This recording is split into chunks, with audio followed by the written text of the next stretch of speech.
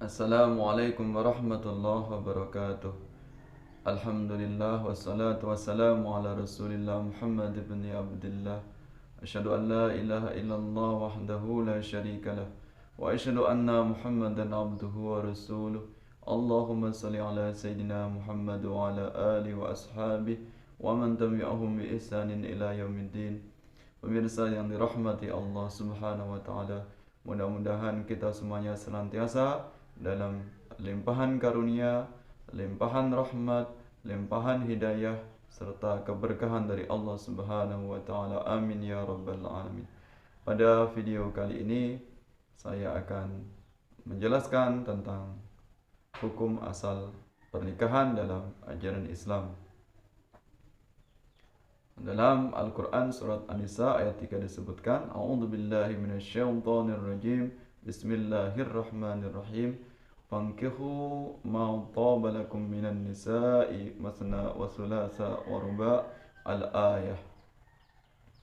Ayat ini menjelaskan tentang perintah menikahi perempuan atau wanita bisa dalam bentuk jumlah 2, 3 hingga 4. Dalam menafsirkan ayat ini, umat Islam terbagi dalam 2 kelompok besar tentang hukum asal pernikahan.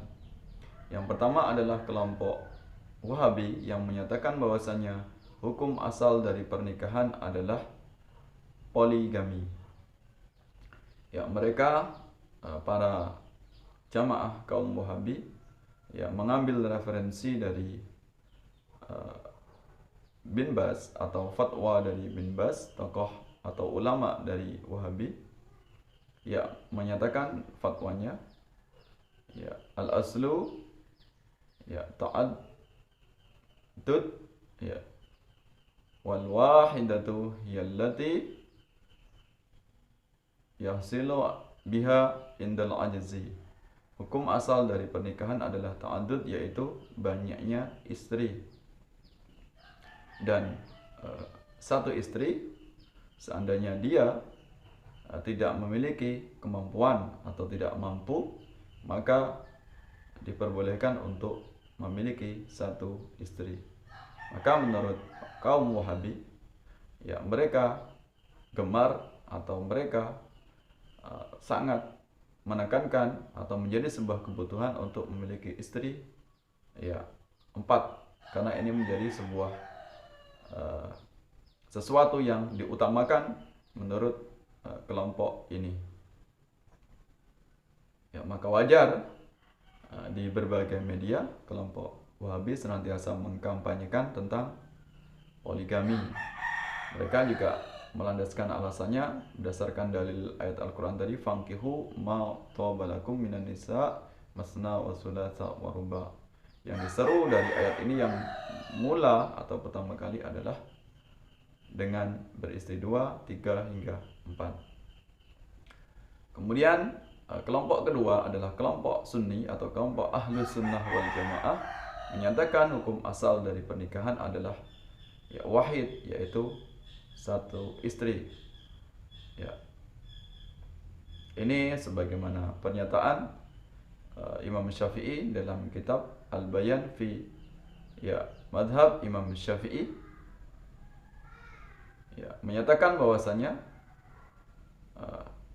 utama dalam sebuah pernikahan adalah satu istri. Idealnya adalah satu istri. Maka seandainya ingin lebih, maka itu diperbolehkan. Dari uraian ini jelas bahwasanya yang ditekankan menurut Sunni yang diwakili oleh Imam Syafi'i menyatakan bahwasanya pernikahan yang ideal adalah satu istri atau monogami. Kemudian pernyataan Imam Syafi'i ini juga diperkuat dalam Al-Quran. Ada dalil penguatnya dalam surat An-Nisa ayat 129. Walan tastati'u an ta'dilu bainan nisa'i walau harastum fala tamilu kullal maili fatadharuha kal mu'allaqah wa in tuslihu wa tattaqu fa innallaha kana ghafurur rahima. Walan tastati'u, dan ya sekali-kali kamu tidak akan pernah bisa adil.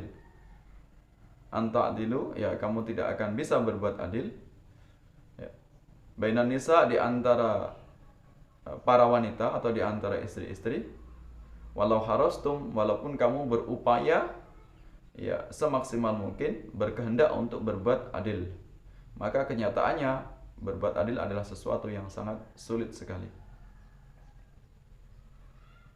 Fala tamilu kulal maili fatadaruha kal mu'allaqah. Janganlah kemudian kecenderungan kamu untuk mencintai kepada wanita yang kamu cintai sehingga kamu menelantarkan atau mengabaikan istri kamu yang lainnya. Ya, maka ini jelas sesuatu yang dihukumi sebagai kezaliman. Wa in tuslihu wa tattaqu, dan seandainya kamu berbuat perbaikan dan berbuat takwa atau takut untuk berbuat zalim, fa innallaha kana ghafurur rahima. Maka jelaslah Allah itu sesungguhnya Allah Maha Pengampun lagi Maha Penyayang. Maka untuk kita semuanya jelas bahwasanya hukum asal yang kita pakai Sunni adalah wahid, yaitu monogami. Maka sesuatu yang sulit untuk bisa berbuat adil jika melakukan poligami.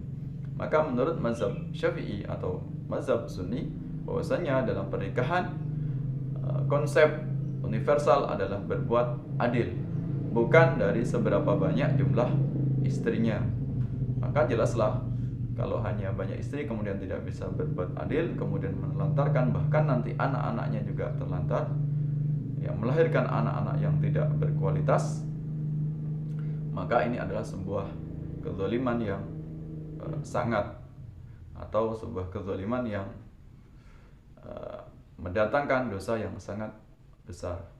Untuk itu maka kita sebagai Ahlus Sunnah wal Jamaah untuk tidak tergiur dari propaganda atau slogan atau kampanye dari kelompok Wahabi yang hanya menginginkan nafsu syahwat semata tanpa mempertimbangkan kemaslahatan membentuk keluarga yang bahagia. Demikian, mudah-mudahan ada manfaatnya. Ya, mudah-mudahan kita bisa menciptakan keluarga kita yang berkualitas secara pendidikan, agama, melahirkan generasi-generasi yang unggul. Wallahu muwaffiq ila aqwamit thoriq. Wassalamualaikum warahmatullahi wabarakatuh.